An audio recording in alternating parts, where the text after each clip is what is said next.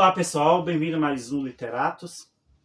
E nesse vídeo, um vídeo muito importante, muito interessante, mais um vídeo da série A Verdade Sobre, e vamos estar falando a verdade sobre os comentários bíblicos, ou a verdade sobre os comentários exegéticos, em especial aos comentários que nós temos em português, que são considerados os melhores, os mais topos de linha, né? Então temos aqui, ó, só para ilustrar, temos aqui o comentário de Colossenses de Filemon, do Douglas Moon. E temos aqui, ó, o comentário de Pedro, da Karen Jobs. Vocês para ilustrar aquilo que eu vou dizer. Que são, essa da série Shed, da editora Shed e da editora Vida Nova, são, talvez, certamente, os melhores comentários. Essa série toda é considerada os melhores comentários que nós temos em português no mercado. Então, eu queria ilustrar, dizer algo sobre esses comentários, que é basicamente o seguinte. Primeiro, esses comentários não necessariamente vai lhe trazer todas as respostas que você busca, anseia, do qual você tem dúvida. Não é porque ele é caro, não é porque ele é escrito pelos maiores e melhores autores que ele vai dar todas as respostas que você procura. Então, por exemplo, ele não vai dar necessariamente a resposta de que quem escreveu. Nós temos o comentário exegético de Hebreus. E o autor deixa aberto a questão sobre o autor que escreveu o livro de Hebreus. Talvez você fale, rapaz, eu paguei cento e poucos reais um comentário para ele não dizer que... Então, tem questões, às vezes, que não se fecham, né? Outra questão é que você precisa entender que tem coisas polêmicas. Às vezes, as opiniões, nós estamos falando de pessoas geralmente acadêmicas, que passaram 10, 20, 30 anos estudando aquele livro, que conhece os originais. E às vezes você vai ter, aos olhos de nós, até de pregadores experientes, de professores de escola bíblica, nós vamos ter opiniões, às vezes, não tão ortodoxas aos nossos olhos.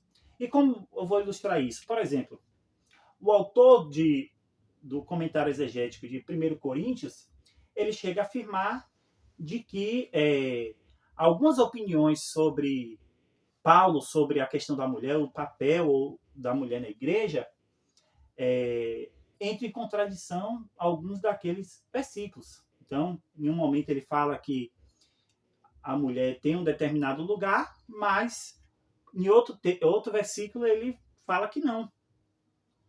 O que entra em conflito com o que o autor disse. E qual seria a solução? A solução é de que o autor não escreveu aquele versículo bíblico. Então, como eu estou dizendo, nós estamos falando de uma literatura acadêmica, de pessoas PhDs que passaram vários anos estudando. E a solução é essa. E aí eu lhe pergunto, será que uma questão dessa deve ser ou vai ser levada ao púlpito para chegar a dizer que um determinado versículo não faz parte da Bíblia? Então, é uma questão para se esclarecer para quem lê esse tipo de material. E também de maturidade espiritual para abordar ou até mesmo deixar de falar sobre esse assunto, certo? Uma outra questão é que são comentários que você tem que aproveitar.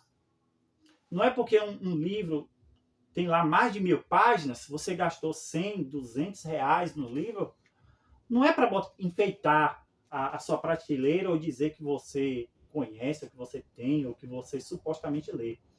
Então, assim, você só vai obter aquele conhecimento se você tiver contato. Entendeu? Você ter contato e ler. E se você gasta um valor de 100, 100 e tantos reais, 200 reais no comentário, é óbvio, é necessário que você tem que ler ele de ponta a ponta. Entendeu? Senão, não adquire esse material, não jogue seu dinheiro no lixo. Porque você não está jogando dinheiro no lixo porque não vale a pena comprar. É porque você não está disposto a usufruir daquele material. Outra questão sobre esses comentários bíblicos é que nós temos que ter em vista de que eles não são a resposta final. Por mais experiente de que aquele autor seja, estudioso, conhecedor da Bíblia, certamente ele vai conhecer a Bíblia muito mais do que você, em muitos aspectos, mas não significa que ele sabe tudo. Entendeu? E eu vou ilustrar um exemplo. Existe o comentário exegético de Efésios, que existe uma característica muito interessante, muito importante, que eu acho que o comentário deixa de lado ou não observou, que é uma coisa nítida, uma característica importante do livro de Efésios, que é falar sobre a batalha espiritual e sobre o mundo espiritual. E o autor, quando vai falar ali sobre as características do livro, não aborda essa questão. Entendeu? Então, um autor, por mais estudioso que ele seja, não necessariamente ele vai conhecer tudo e às vezes vai passar por coisas, muitas vezes, muito óbvias, por mais extenso, por mais exaustivo que seja o material. Entendeu? Então, por outro lado, a compra desses materiais também não é um fim em si mesmo. Não é para você chegar lá e dizer que tem, não é para você dizer que comprou, dizer, olha, eu tenho, você não tem. Mas, primeiro, um fim para que você possa aprender e para que esse aprendizado seja para você solucionar os seus problemas teológicos, as dificuldades que você acredita que ainda não solucionou, e o fim último é edificar a igreja, entendeu? Então, assim, não necessariamente um tema daquele comentário você vai levar para o púlpito. Na verdade, o meu conselho é de que você vai abordar uma determinada questão, às vezes quando você ser incitado àquilo, principalmente quando nós falamos de questões polêmicas. No comentário de 1 Pedro, nós temos aquele clássico texto da descida de Jesus ao mundo dos mortos, pregar, né? E como é que se interpreta esse texto? Você necessariamente, se a pessoa não tem a dúvida sobre aquele texto, ou às vezes nem conhece aquele texto, você não precisa abordar. Mas você vai procurar uma solução para estar preparado para responder se alguém lhe incitar aquilo ali, né? Por outro lado, a gente tem que ter a humildade, a percepção de que ninguém sabe tudo. Às vezes até aquelas pessoas que sabem mais, tem coisas que você sabe, coisas que aquela pessoa não observou. E tem coisas que às vezes são conjecturais e são coisas que existem possíveis respostas, mas não a resposta definitiva. Então, quando você fala, rapaz, eu vou comprar um material, um comentário exegético, você tem que ter o pé no chão de entender todas essas questões. Que você vai estar, às vezes, gastando um valor considerável, de que você não necessariamente vai encontrar todas as respostas, de que tem coisas que você não necessariamente precisa levar ao púlpito ou à sua escola bíblica, e que, obviamente, provavelmente, depois de um tempo, esse material vai estar defasado. E uma outra coisa que me deixou muito triste é que a Edições Vida Nova lançou uma edição atualizada, expandida, do comentário de 1 Pedro, pouco depois de ter lançado a edição anterior, que não tinha esses adicionais. E isso me deixa muito triste, porque a gente que é cristão, a gente preza pela questão ética. Eu sei que temos uma questão comercial, nós sabemos que o Brasil é um país de pouca leitura e de que e por isso vende pouco livro, e de que o material, até para impressão, é um material caro, mas a gente tem que ter cuidado também, porque as editoras querem ganhar o seu dinheiro. É legítimo ganhar seu dinheiro.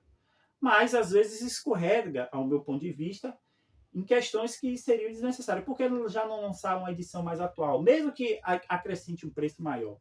Aí o cara, às vezes, vai ter que desfazer desse material. Às vezes, a pessoa vai ficar com o material defasado, sendo que pouco tempo depois, no intervalo muito curto, já lançou uma edição melhor.